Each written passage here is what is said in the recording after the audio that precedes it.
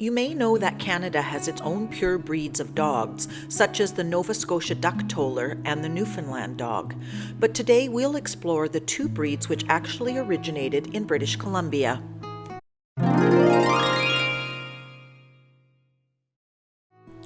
Dogs, we love them. They've been bred by man over thousands of years to develop all sorts of traits to help us, from catching vermin, herding, hunting, protection, and companionship.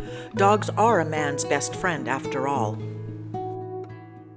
Two types of dogs were selectively bred over the course of thousands of years in British Columbia. The oldest found remains dated from 4,000 years ago. The dogs played a huge role in the lives of Indigenous people.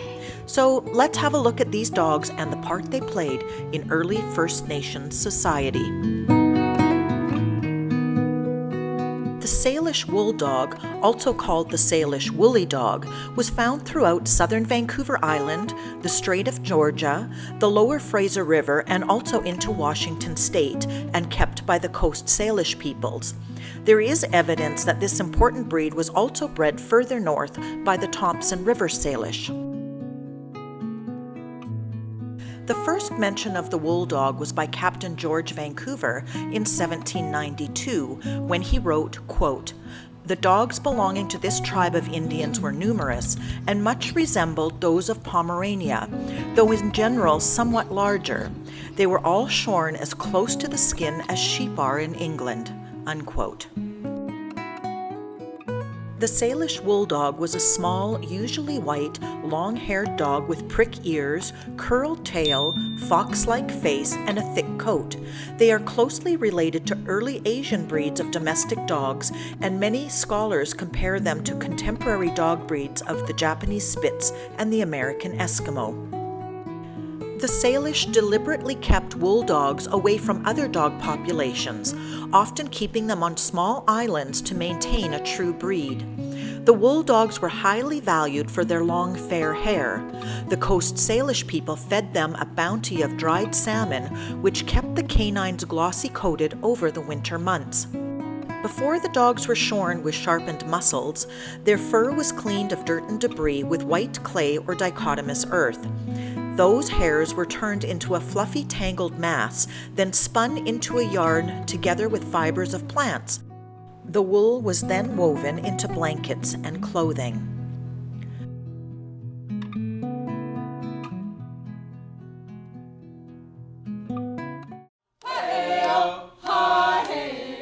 When a blanket has a tear in it, it's very interesting to me because you can get into the inside of the blanket and really look at it.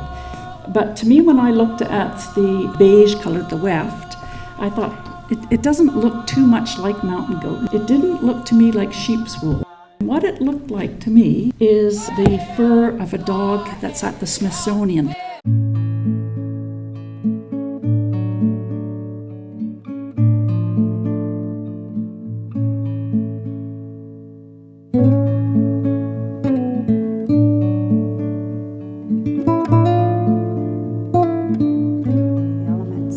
The story of the blanket behind me is that it was made for one of our prominent chiefs in history, Chief Capilano. The importance of it is that our weavers can come and see how our ancestors wove, and that's important for us to keep up this tradition.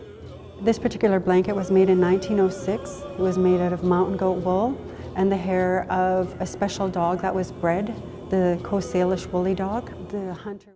Sadly, the dog's demise began in the late 1840s with European contact and trading with the Hudson's Bay Company. Trading animal pelts for cheap English blankets made it unnecessary to keep up the breed and eventually caused extinction.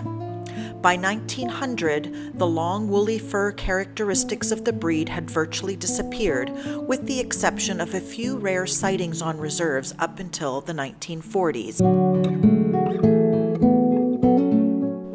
Further north, the oral history of the Tahltan people say a certain breed of dog has been with them since time immemorial.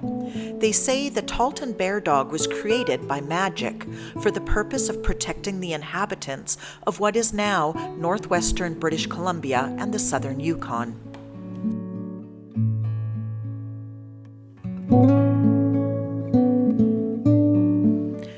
dogs were valued for their bravery, agility, intelligence, and tenacity, and bred for specific abilities in hunting prey. The dogs were small in size, ranging from approximately 30 to 40.5 centimeters in height, and weighing approximately 4.5 to 8 kilograms. The breed typically has a medium-long black and white coat, pricked ears, sharp nose, and an upright tail. The indigenous people used the Tahltan Bear Dog for hunting large prey animals, mainly bear, but also moose, rabbit, porcupine, lynx, grouse, and ptarmigan. The dogs barked relentlessly during a hunt to signal where prey was located and also to distract bears from the hunter. The dogs were carried on the backs of their owners before releasing them to preserve their energy. Because of their small size, the dogs could run on top of the snow in spring while the bears struggled. 2 or 3 dogs would trap the bear, harass it, and wait until the hunter arrived. The Tahltan Bear Dog was so important to northern life that Tahltan elder John Carlock put it, "If you had a bear dog, you could find game. If you didn't have a bear dog, you starved." The Canadian Kennel Club recognized the Tahltan Bear Dog as a distinct breed in 1941, after efforts made by a BC police officer, J.B. Gray, who was stationed in Telegraph Creek in the 1930s. He owned 10 Tahltan dogs himself. He recognized that the dogs were edging towards extinction and attempted to save the breed. His efforts inspired Harriet Morgan of Windsor, Ontario, to try to perpetuate the breed, but dogs removed from their natural northern environment sadly died. The last registration of a Tahltan Bear Dog was in 1953. By 1975, only 6 Tahltan Bear Dogs were known to exist, and the final dog died in 1979.